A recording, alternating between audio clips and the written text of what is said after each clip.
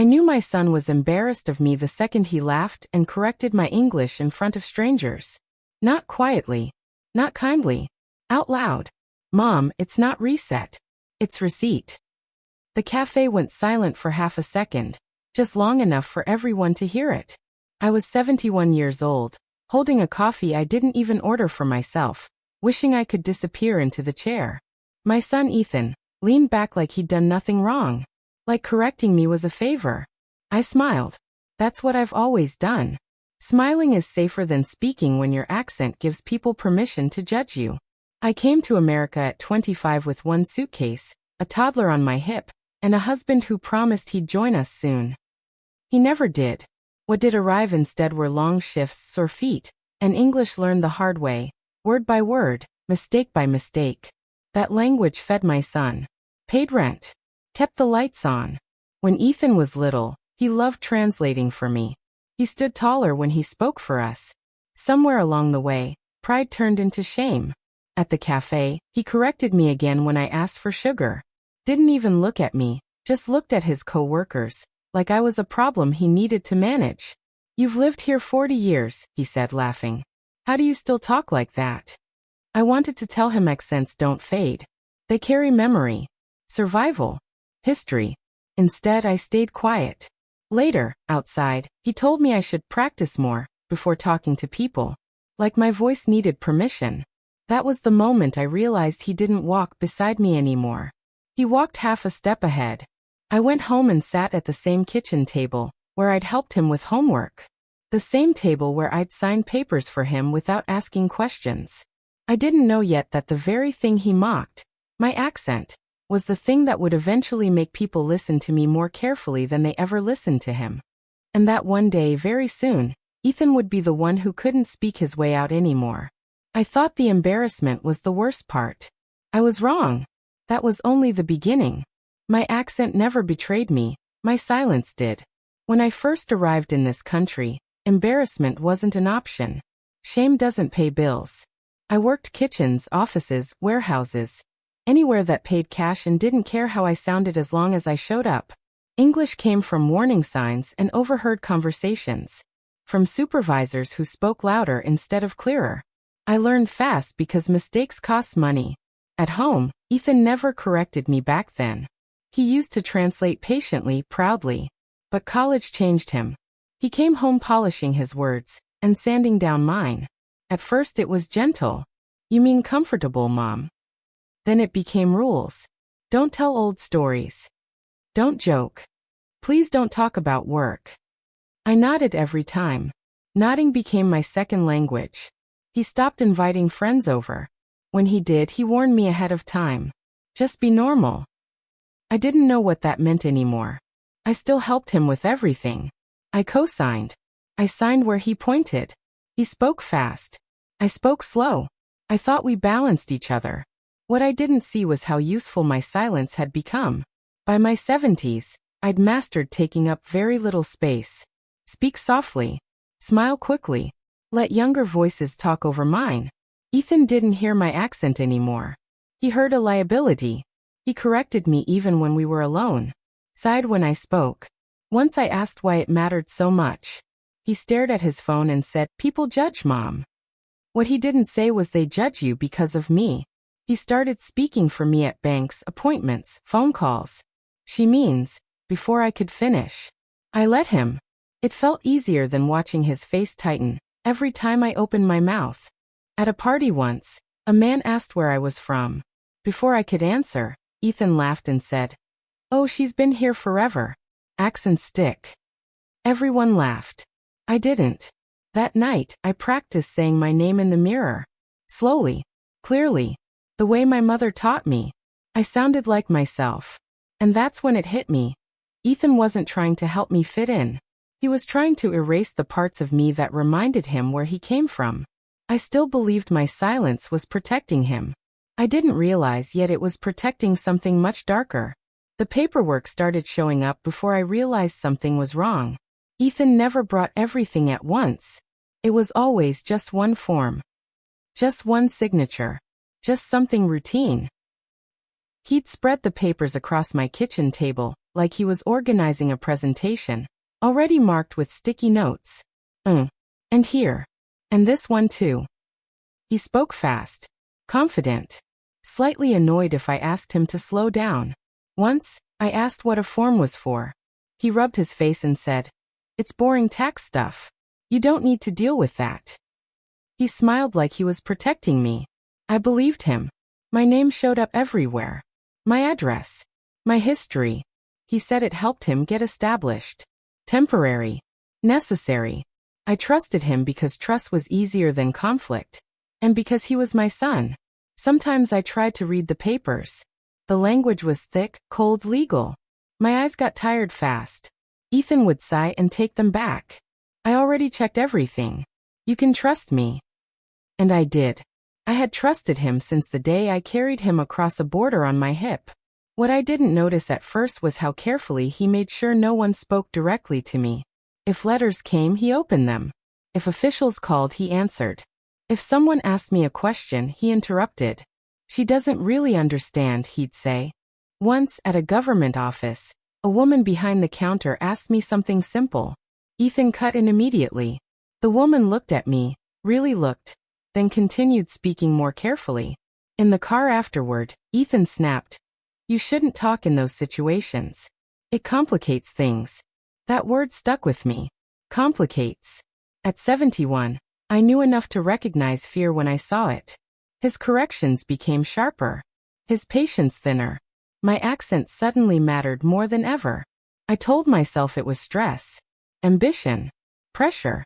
But a quiet thought started forming, one I didn't want to finish. If everything was fine, why was my voice such a problem?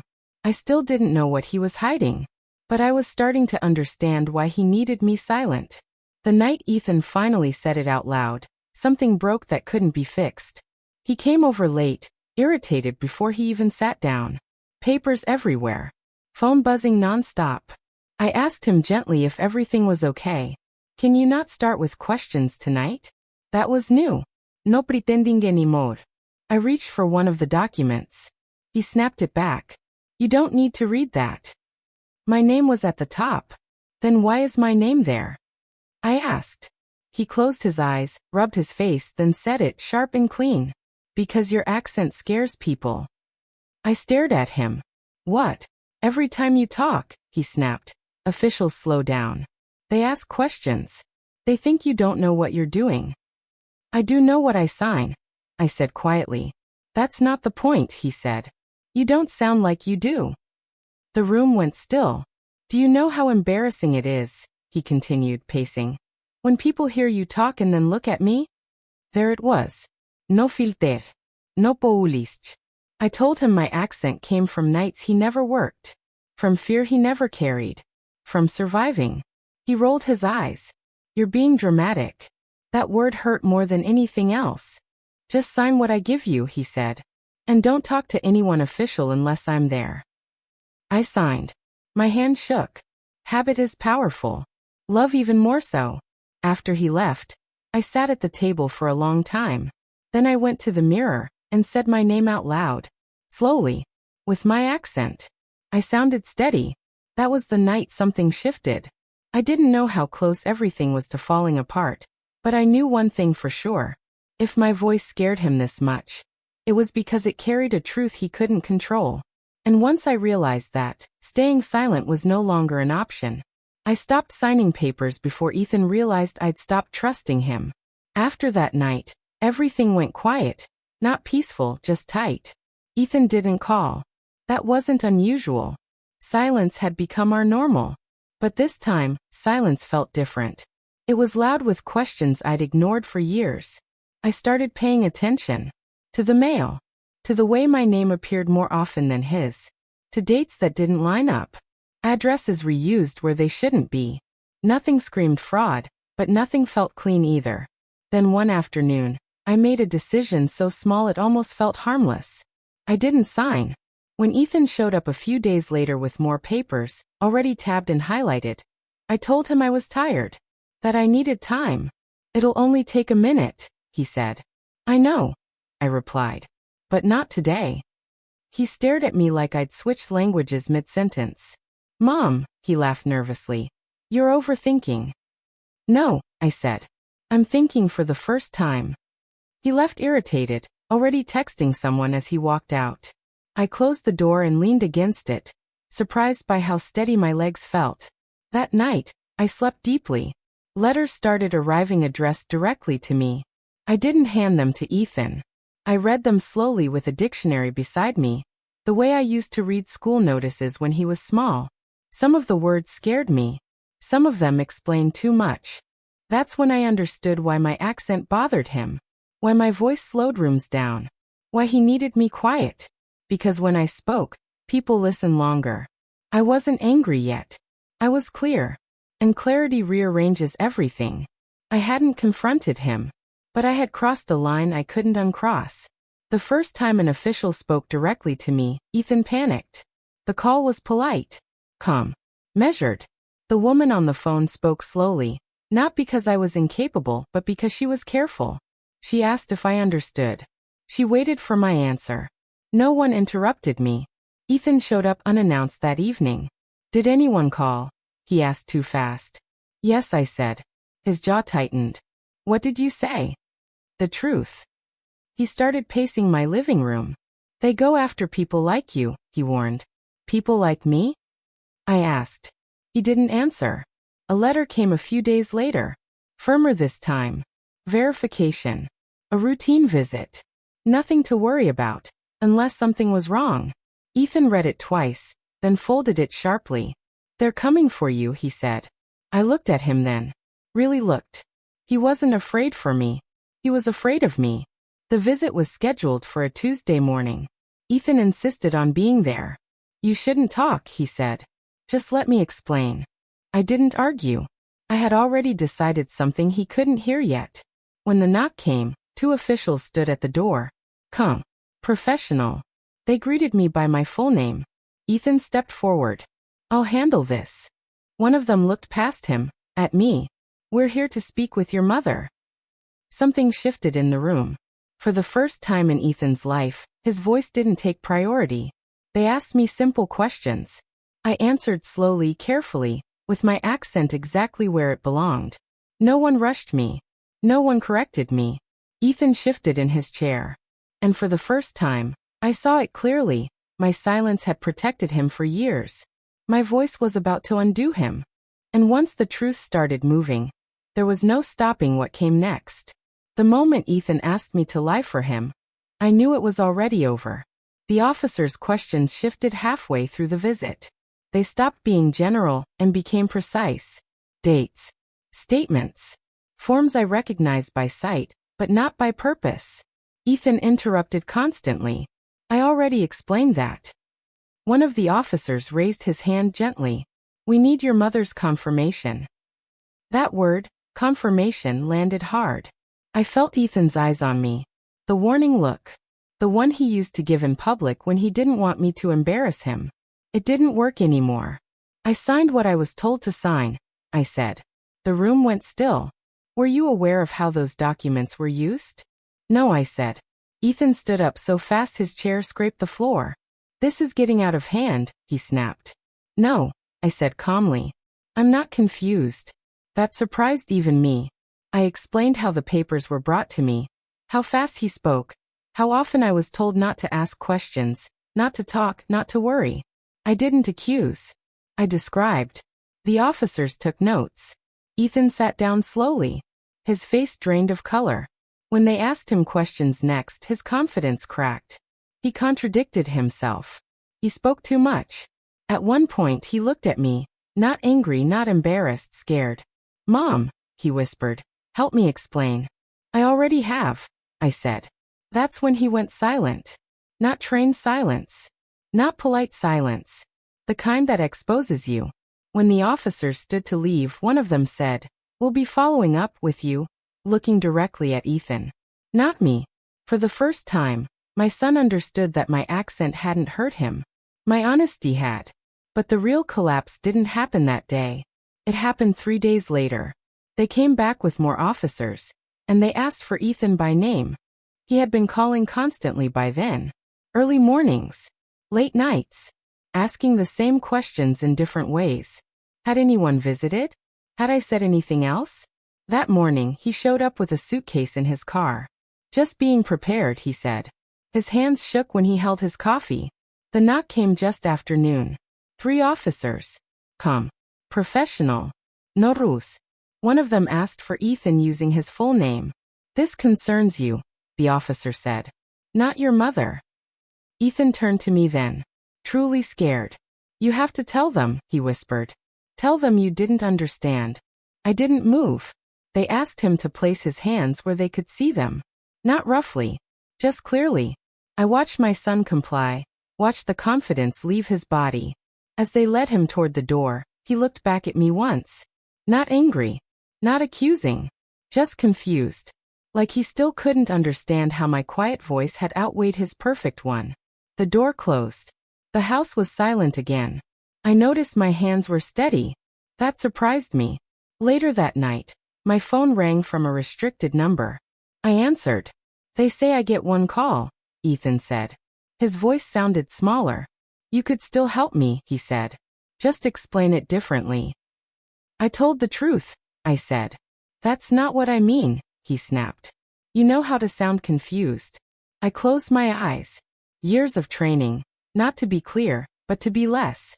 I won't lie, I said. Not anymore. Silence. Then the line disconnected. That night, I slept without tension for the first time in years. I thought that was the end. I didn't know he'd ask me for one last thing. Ethan asked to see me 2 weeks later. Not as my son, but through his lawyer. The message was polite, careful, neutral. Like emotions could be filtered out by good wording. Your son would like a brief meeting. I agreed. Not because I owed him anything, but because I was done running from conversations. The room was small. Table bolted to the floor. No windows. I arrived early and sat straight. When Ethan walked in, escorted but unrestrained, I barely recognized him. Not thinner. Smaller. He smiled when he saw me. The old smile. The one he used when he wanted something. Mom, he said softly. Thank you for coming. I nodded. I didn't smile back. They say you're done cooperating, he said. I told them everything I knew, I replied. He leaned forward. You could still explain my intentions. Say I never meant harm. I studied his face, the impatience, the expectation that I'd fill the silence with reassurance like I always had. You weren't protecting me, I said calmly. You were protecting yourself. His jaw tightened. You don't know that. I lived with it, I said. If you don't help me now, he said quietly, this will follow me forever. I thought of everything that had followed me forever. My accent. My sacrifices. My silence. You taught me consequences belong to other people, I said. Now they're yours. He looked at me like he was seeing me clearly for the first time. Without the version he'd edited me into. You're really not going to fix this? This isn't broken, I said. It's finished. He stood like he might hug me, then stopped. He didn't know if he was allowed anymore. I hope you're happy, he said quietly.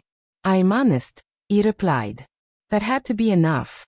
I thought walking out would hurt more than it did. What surprised me was how light I felt outside. My life didn't fall apart after that. It got quieter. The kind of quiet that doesn't echo. The kind that rests. No one rushed me anymore. No one corrected my words. I noticed how often people waited when I spoke.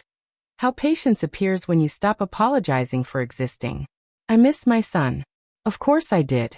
But missing someone doesn't mean you disappear to make room for them again.